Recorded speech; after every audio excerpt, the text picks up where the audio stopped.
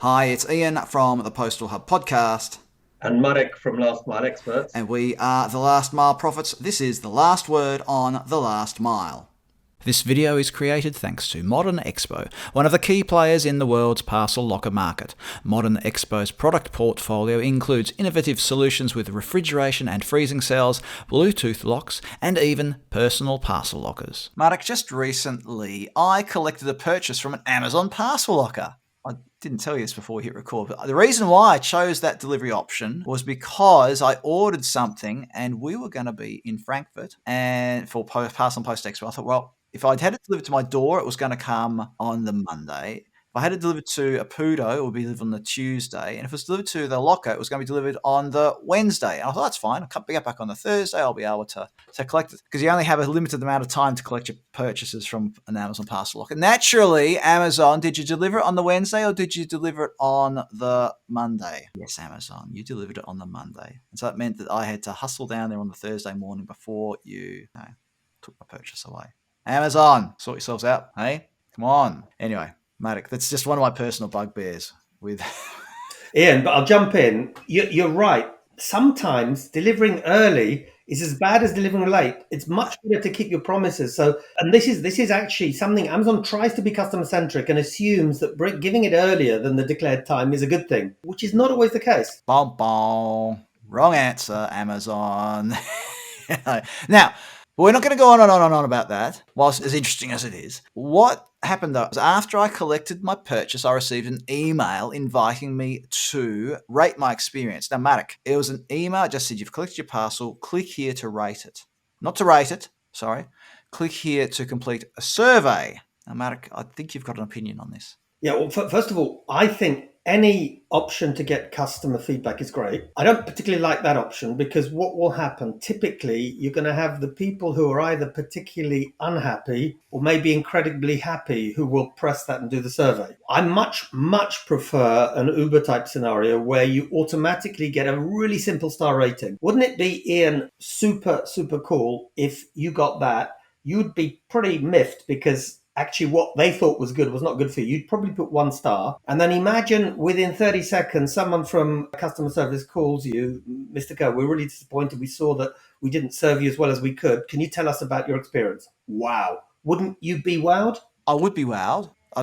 You'd probably have to pick me off the floor if I got a phone call that quickly from Amazon. But again, it should have been a quick. Yeah, I like the idea of, because if you rate a purchase on Amazon, it's a star rating, and then you can write a review. So why not the same with the lockers? So, Marek, I got the survey from Amazon, and I've listed the questions that they asked me. So why don't we go through the questions that they ask? It'd be interesting to see what they're asking, what you think they might be doing with this information, how it might inform the shape of their network, the number of parcel lockers, number of cells, whatever.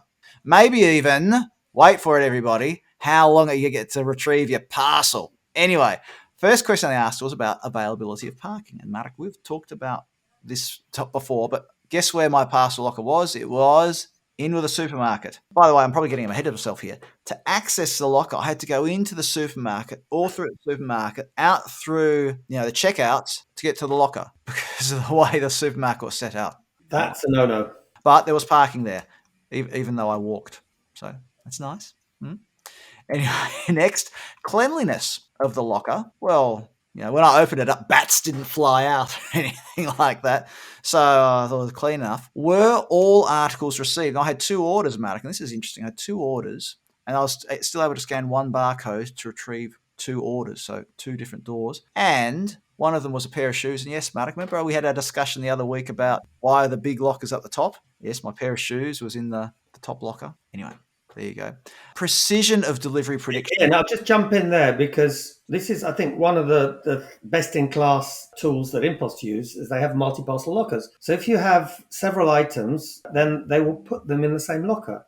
In the one cell. Extra capacity, exactly. So, sorry, in the same cell, the same locker cell, which very efficient. Well, mine will put in 2 different cells. So there you go.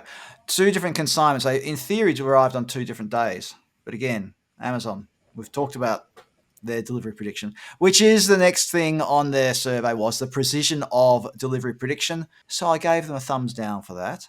so I didn't think much of it. Next was satisfaction on when a parcel could be collected. Now, I imagine, Mark, this is connected to opening hours. Because the lockers were inside the supermarket, it was restricted to opening hours. That's one of those supermarkets probably open 12 hours a day. But is 12 hours enough? Could they do better? I think we know the answer to that. Moving swiftly onwards, Matic. Next one was clarity of instructions sent in advance. This is an interesting one, because if it's a locker you've never been to before, and in this instance, it was a locker I'd never been to before, now, how good were the instructions on where to find the locker? They weren't exactly accurate, but I knew I worked it out. In the end, everybody, I made it back. Now, this is something that we've talked about before, Mark, and I'd like you to elaborate on this one. Personal security during the collection of the parcel. Now, this is an important one, I think, Mark. And obviously, I was inside a supermarket. It was well lit. I was right next to the checkouts. So I didn't feel unsafe at all. But how important do you think this is when it comes to locating lockers? It's very important, Ian. And we've seen, particularly InPost in the UK, when they first launched, they sort of had a mad grab at any possible location. And some of them were in sort of, or maybe not dark and dingy alleys, but almost. And people just didn't feel comfortable. So, what they then did, I presume, is did an analysis of the locker park and realized that why is locker A, even though it's in a pretty good location, theoretically, if you look at heat maps for parcels, why is no one collecting parcels from it or selecting it? And that could be the reason. So I think it is very, very important. No one, let's be honest, no one is going to pick up a parcel in a place that they think they're going to get mugged. No, unless you're a mugger yourself, I suppose. Amazon's not catering to the muggers in this world that want to collect parcels. Next was the state of the parcels, whether it's damaged or in a decent condition and all that sort of stuff. Lighting of the locker. Now, inside a supermarket, it was well lit. But again, Mark, sort of comes back to the idea of personal safety, doesn't it? Absolutely. And one of the things that surprised me when I looked at research is people like having cameras. So, we thought, well, maybe cameras are not going to be a good thing because people don't want to be filmed, but I actually gave them an added feeling of security. Plus, it's actually pretty good for the locker operator because then there's less of a discussion that somebody actually came to pick up their parcel or not. Yep. You've got the vision of them collecting the parcel. That's an interesting one. Did the locker work? That's a very broad question. Well, it worked. Everybody. I picked up my book and my pair of shoes. They should be self-diagnostic. So good lockers, they have something, I think they call it a heartbeat. And if something's wrong, if the locker's completely offline, then you don't get the heartbeat, so you know something's wrong. But the other thing is there should be self-diagnostics that A, tell you that some function is not online or not available. Even more important, I think, and this is going to be more and more relevant, you're going to have predictive messaging. So telling you that we predict that this lock is going to malfunction within the next 100 days, for example. Now, that's where it gets really interesting. It is interesting. Possibly a topic for another discussion. The last one was about locker identification. These Amazon lockers all have a name, like Fred, Bruce, Diane, or slightly more esoteric names. There were more questions, Mark, but at that point, I got bored. I stopped the survey.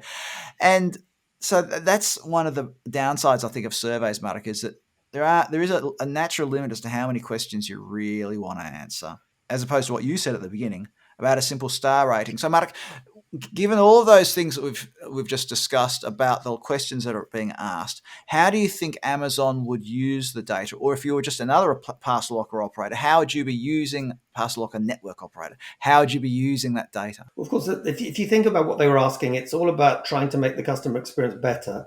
But I think whoever looked at it missed exactly, what we've been discussing, missed a few tricks. First trick is no one wants to answer 6, 7, 8, 9 questions. Isn't it much better to check if someone is really happy, coming back to this star rating, someone gives 5 stars, what is it you liked? It's going to be a lot easier for you to say, wow, I love the fact that the locker was slipper distance and the parcel arrived exactly when I wanted it, how I wanted it. Or free text, so you can actually really understand not just quantitative but qualitative what you liked about it.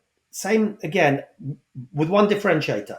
The 5-star, you can ask follow-up questions. The 1-star, there should be an immediate intervention.